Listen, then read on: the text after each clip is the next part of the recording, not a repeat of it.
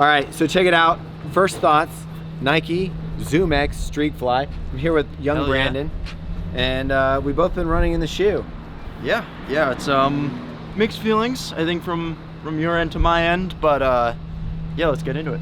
All right, so I am predispositioned to love this shoe. It's lightweight. It's probably one of the lightest running shoes out there. I think it's the lightest running shoe from Nike right now at less than 7 ounces for a size 10.5, 183 grams. Everything on it is built to go light and to feel fast underfoot. Yep, definitely is light, super breathable. Went on my first run in this shoe. It was a 12-mile run. Picked up the pace a little bit during it, and you know, it was a really fast shoe, but it didn't really sing for all 12 miles for me. But I mean, 12 miles with not as much stack as what I'm probably used to, kind of makes sense. Yeah, Brand's a little bit of a tenderfoot at this point.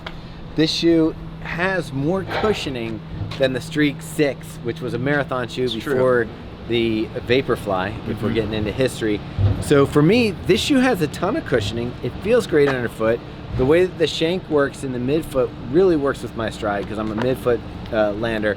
So when I come through, this feels soft and responsive. It's not as stiff under the toes as like the Vaporfly. So I really feel like, especially when I picked up the pace, you could really get up on your toes in this shit.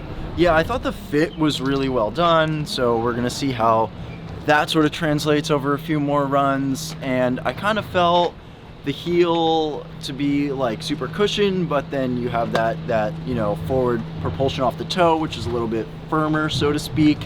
But overall, it rolls really well. But again, it's just like, if you're someone who likes ground feel, this might be a really good shoe for you. See, and again, I think that's funny, ground feel in a shoe that's got this much stack underneath of it. I don't really feel the ground. I just feel like the shoe really would compare to some shoes like the Rebel V2. I don't know. I really like it for if the ZoomX holds up, and that's what we're gonna have to find out if it does hold up. Yeah. Then this shoe could be used as almost like a daily trainer.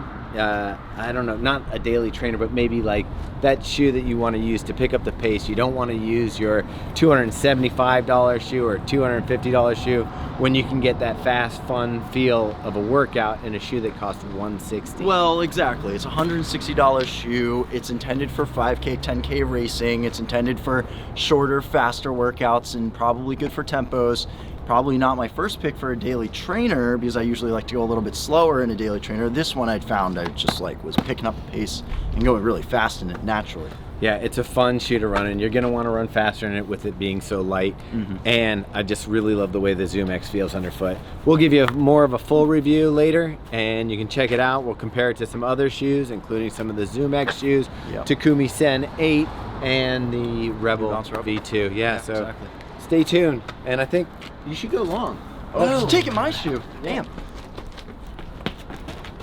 Oh, no. All right. There it is. Woo. Dang. Got it. I'm gonna high five you. Four hands, weak hands. No, that wasn't a catch. That was a high five. I was giving him a layup. I was giving him a nice little toss, and nothing. There it is. You just denied the shoe? Yeah, denied. All right, Joe Burr. Oh, that got me in the nuts.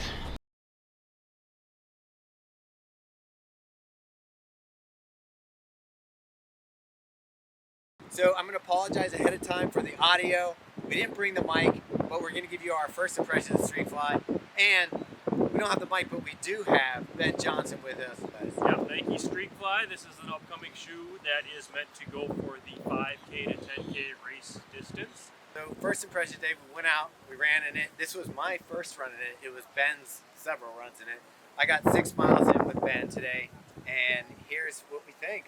Pretty much incredible, awesome.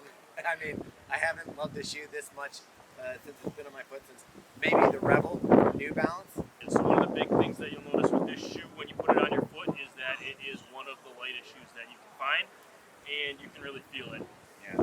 So today we kind of jumped into a 5K. We weren't invited, but we jumped in, kind of ran it.